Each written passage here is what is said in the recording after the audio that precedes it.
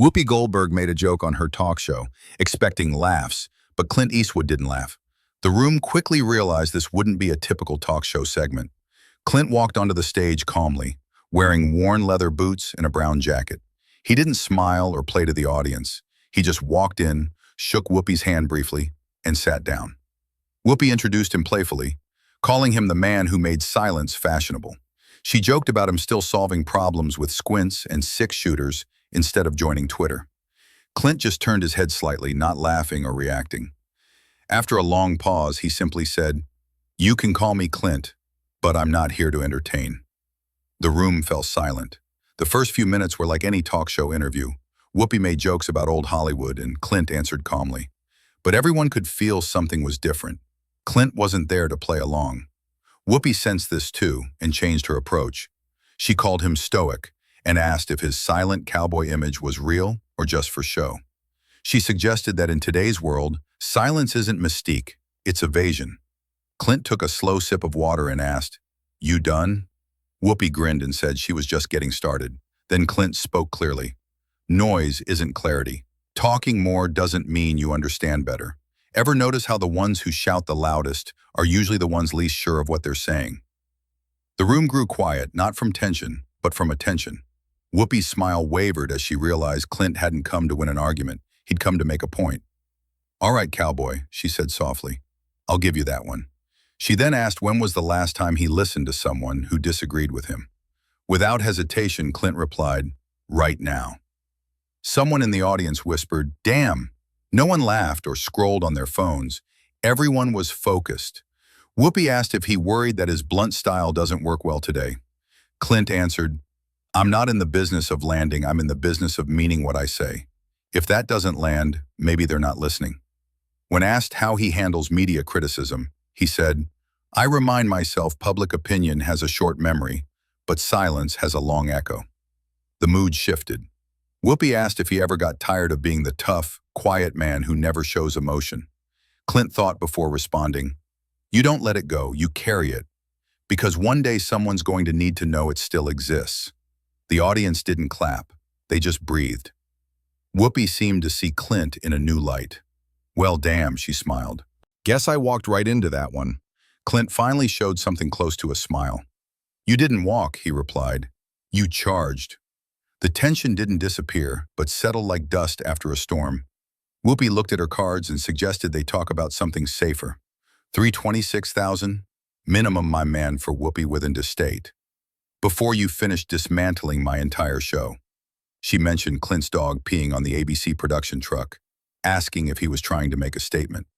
Clint smirked for real this time and said, "He's got better instincts than half the executives I've met." The crowd laughed, not just politely, but genuinely. Whoopi noted that Clint has helped veterans and forgotten communities without bragging about it. She asked why. Clint explained, "I didn't help them for applause. I did it because too many of them came home invisible. I just wanted to make them see." She mentioned his work on mental health funding and prison reform, asking if it bothered him that most people just remember his cowboy roles. "No," he said, "because the right folks remember the right things and the rest they were never really listening anyway." Whoopi admitted she didn't always agree with his style, but wouldn't want to argue with him without backup and a lawyer. Clint chuckled, his first real laugh of the interview. For the next few minutes, they talked about his support for community theaters, first-time filmmakers, and trauma support for veterans. Real substance, not headlines or hot takes. When they came back from commercial, Whoopi joked that Clint just handed me my format and I'm still recovering. Clint gave a dry smile and said he was just doing my civic duty. By the end of the show, the audience seemed changed. The list is for the next second case. The list is for the audience still sitting straighter, still watching, still thinking. Within 25 minutes of the episode airing, a shaky video hit Twitter with no caption except, "He didn't raise his voice, but damn, I felt that." It got 150,000 views in an hour. Soon there were TikTok edits with captions like, "When a man says less but means more, and this is why we still need people like Clint Eastwood, not to speak louder, but to remind us what listening looks like." Comments spread quickly. He didn't debate, he dismantled. Not a comeback, a masterclass.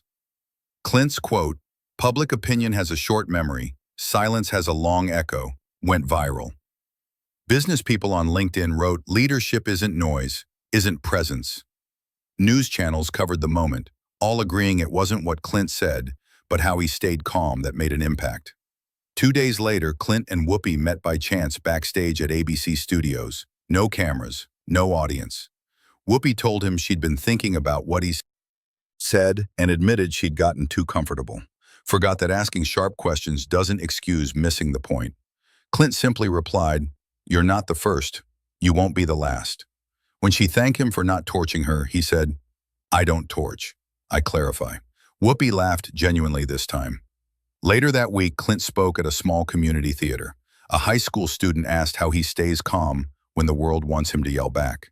Clint answered, "By remembering that stillness isn't the absence of emotion, it's the choice to feel something deeper than anger." That line ended up on classroom walls and family fridges. Clint Eastwood didn't need to raise his voice or make a scene. He reminded us that sometimes the most powerful person isn't the loudest. It's the one who doesn't flinch. In a world that rewards noise and outrage, he showed that silence isn't weakness. It's control, clarity, and courage. The conversation between him and Whoopi wasn't about winning. It was about showing that real talks don't need applause to matter. It left us wondering, when pushed, can we respond without losing ourselves? Because Clint didn't just show us how to answer, he showed us how to endure.